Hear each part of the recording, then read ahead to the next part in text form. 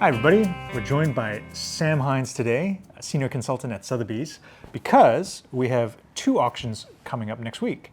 And that's a great opportunity to get Sam back in and show some of his favorite pieces from the upcoming auctions. So Sam, what are we looking at and what are the auctions we're talking about? Right, so today I'd like to introduce this blue jacket. It's made of, no, sorry, that's your job, isn't it? So we have two auctions. There's a single owner's sale starting tomorrow night on the 25th. That starts at 8 o'clock. It's a collection of vintage watches, primarily vintage Patek. I'll talk a little bit about that in a minute. And then we have some watches from the various owner sale that starts the following day, the 26th at 2 p.m. Awesome. Yeah. Can you say a little bit more about this single owner sale? Because he's very mysterious, isn't he? Yes. So we named the collection under the name Nevadian Collector. Obviously for Nevada. Nevada is a state on the West Coast where the owner is very fond of. He visits there a lot. And he's a collector who's always wanted to remain very anonymous. He doesn't like anything flashy or any sort of publicity. But he wanted to make this sale, the 40 lots, as sort of just like a dedication to him because, 25 years ago, he was one of the biggest collectors in the world. Wow. The market was very different back then. You could buy a $24.99 for $100,000, which was a lot back then, but in today's standards, it's not. And he sort of had the means to really buy whatever he wanted. And he used to say, when I wanted to go for something, I would just keep my paddle up and not put it down, which is a real treat for auction houses, especially if you have people bidding against him. So he was collecting, buying, and then at the height of his collection, he had over 400 Patek Philippes. Wow. I think, I've worked and known him for a very long time, and at one point, I think he had, 18 24.99s, and he used to say, I'd like a series, one with numbers and one with strokes. So in referring to the numerals, the Arabic numerals versus the baton numerals. He had many in pink gold, many in yellow gold. Again, the market was very different back then, and it's appreciated what it is today. And then, he had his collection, and he's sort of a collector in that when he collects something, he will amass everything. It's not just watches, many things, trains, coins, banknotes, whatever. And now he is sort of parting with the collection. All of it, or just parts of it? This is sort of a part of it, but he, like I said, he prefers to be very anonymous. So over the years, there have been many watches that have come from his collection that we have sold that have made world records, like the Asprey 24.99 in yellow gold, which today stands as the world record price for any 24.99. It made over $4 million back in 2018. And he also has the world record price for a pink 24.99. It was a third series retail by Tiffany, again, that we sold in 2018. So he always tried to buy the very best. So this, we just wanted to have this little dedication and let people know. Yeah. That's awesome. So. Okay. Well, let's start with, you were mentioning condition. Let's start with the finest thing that I'm seeing on this table in terms of condition. So here we have a 570, which, as we all know, is the larger Calatrava, first introduced in 1938. The diameter is 35 millimeters, which back then was very large. The reference before it was the 96, which obviously was much smaller. The reference can be found with either center seconds, as we have here, or subsidiary seconds. Okay, so we have a center seconds model. This was made in the 1950s, but a way we sort of can tell the condition, really see the condition straight away, is the thickness of the bezel. See how fat it is. When watches are polished, this is the bezel typically, and the lugs are the first things to go. So, but then if we look here at the signature, if I kind of tilt it a little bit. This is a tricky one to get. Yeah. Should be possible though. But you can see it's the hard enamel signature is beautifully raised. Yeah, there you go. You can see it. Huh? Oh, so awesome. when a dial is cleaned or serviced, that the signature, because it's raised up through the lacquer, that's what sort of goes flat. Sorry. It's okay. There we go. Getting excited there. It's drifting. It's drifting the edge of the frame. But yeah, so super dial. The case is great. I mean, if I turn it here, you'll be able to see a very crisp hallmark in the side. Let me, if that will focus. And the holes, actually, Yeah. for the lugs are also very intact. Exactly. Huh? So you see how the pin that holds the strap to the case, it sits perfectly flush with the case, with the lugs. If a watch is worn a lot, the gold wears the case around the hole, so you can have a sort of gap that would appear between the pin and the case. But you see here, it's perfectly flush, and then we have the original crown. And then if I turn the watch over, you'll see that beautiful finish to the case back, the hallmarks in the center of the case there. You know, cases were stamped in different places depending on the case maker, but just see how sort of beautifully well preserved, and just, I mean, it's just, you know, servicing, polishing of cases, cleaning of dials. In the 80s and 90s, when, you know, the market was different, collectors, when they got their watch returned from servicing, they wanted to look fresh and new. Yeah. So the scratches would be polished out. Yeah. You know, this is a flat back, or a snap-on back, sorry. So they're quite prone for moisture to seep in through the case back, and it sort of rests on the dial. But over the years, that moisture or the elements will tarnish and wear down the dial or stain it. But here it's just really beautiful. So. Yeah, this one's really immaculate. Incredible. This is the nicest one I've ever seen, for sure. Yes. And too. this is the pink gold version, right? Yeah. So pink gold, it can be found in all case metals. And I think the center seconds for me, just getting used to the camera here, is very, very, I don't know, I prefer it more than the subsidiary seconds. Yeah. Just because it's, you know. Yeah. Yeah. I mean, to me, it's a 570 is a 570 when it has the center seconds. So. Correct. Yeah, I would agree with you. Awesome. Let's have a look at the next one. Okay, cool.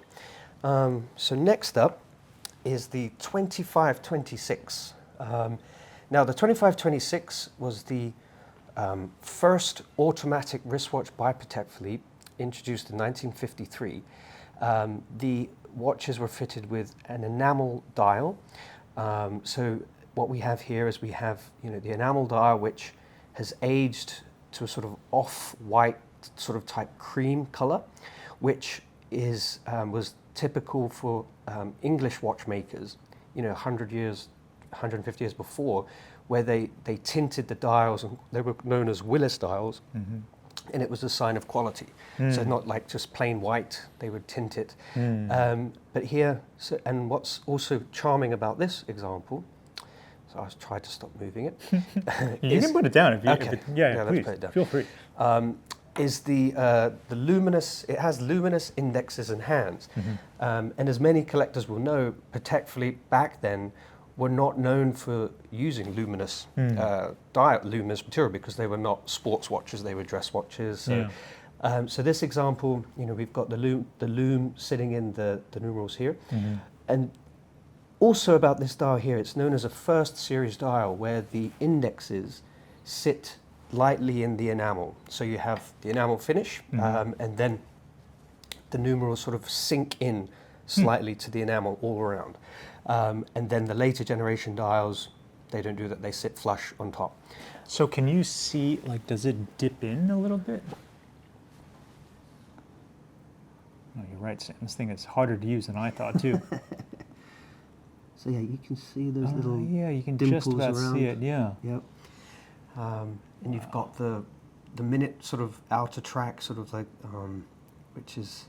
Yeah, especially where the nice. sub-seconds is. Yes, exactly. It's particularly noticeable. Man, Yeah. the color's awesome, though. It is, and there's only 15 examples known with this luminous dial, and I think there's less than 100 pink examples known. The bracelet is a Patek Philippe bracelet, and it was made for the 2526. But I think if we look on the clasp, it actually has the original owner's monogram. Oh, no way. Which, when I first saw it, I assumed it was the Calatrava cross. And then when I saw it again, I was like, oh, no, it's not. So it's the monogram. Actually, I'm probably showing upside down, right? So it's probably that way around? Yes, exactly, yeah. So next is the 1463. This is fabulous. This is like a bucket list watch for me one day. I would love to own one. Me of these. too. I think one of the greatest 1463s was the black dial steel example with luminous Arabic numerals that was made for the racing car driver, what was his name? Bill Cunningham, sorry. Ah, okay. Bill Cunningham. Yeah, I remember that. Bill Cunningham, he had, didn't have many watches, but what he had was incredible. He had the stainless steel 1526. He had a black dial 1463 in steel with luminous hands and Arabic numbers, which the watch is magnificent. I've never seen it in person. But so here we have a steel example with Breguet numbers. I was just going to leave it down there. So yeah, the Breguet numbers on 1463s are really the most sought after. And you can see why. Hard enamel signature, hard enamel printing. The numerals are confirmed on the extract from the archives. Wow. And the 1463, was introduced in 1940 up until 1969. Primarily, you see them in yellow gold. But what's great about the reference is that you have a screw case back, and the movement is covered by a dust cap, that gives it extra protection. Wow. So really one of Patek's first more sporty watches. It's really terrific. What transforms the steel 1463 is when you add a steel bracelet. Yeah. It's incredible. Yeah. And this was large by Patek standards for chronographs too. Yes. Amazing. Absolutely. Yeah, no, it is a terrific watch. Okay. Alrighty. So now we have a pocket watch. Now there are 3 or 4 or 5 pocket watches in this collection, and back in the 2000s or even 1990s, 1980s, wristwatch collectors gravitated towards pocket watches like this with these sort of sharp case lines that are very reminiscent of the 3448 Perpetual calendar. Mm-hmm. So it's wristwatch collectors that have really, are the collectors of these sort of more modern watches. This watch was made in 1958. And this watch has, only been owned has only had 2 owners.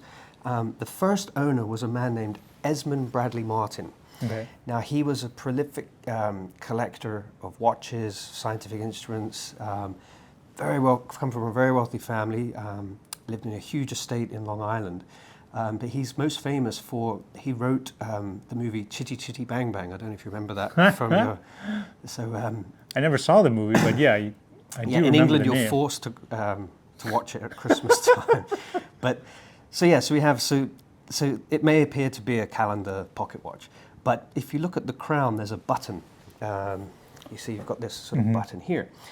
So we have the straight line Perpetual calendar, also known as the American calendar. And what, I think Patek last year, they introduced their new Perpetual calendar with the straight line, which is sort of inspired by the American calendar or straight line calendar. The watch is Perpetual calendar, and it's a 2-train trip repeating. So when I say 2-train, you can, if I show the watch, so winding it in one direction, you wind the movement, and winding it in the opposite direction, you wind the power reserve for the repeating. So on the movement, you can't see it now, but there are 2 barrels that store the power. So if we give it a wind here, let's go the other way. So in watchmaking, the easiest way for a repeater is when you have the whirligig and you have like a big button that you just like infuse the power and the wheel goes round, which You're talking about the slide, you mean? No. Or specifically, you're talking yeah, about so okay. so there's not a button like this, but it's like usually a big fat button on the case where you've got a wheel that you can see, and then by pushing in the button, it then activates the wheel, and then the wheel then activates the repeating. So that's the easiest and most cost-efficient way to do a repeater. I see. The more expensive way is, and the more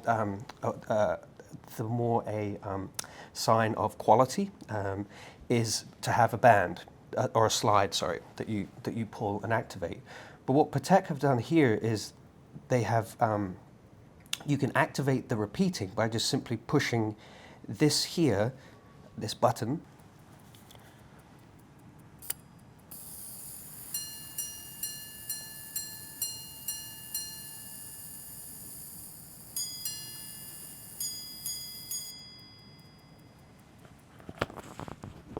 Super.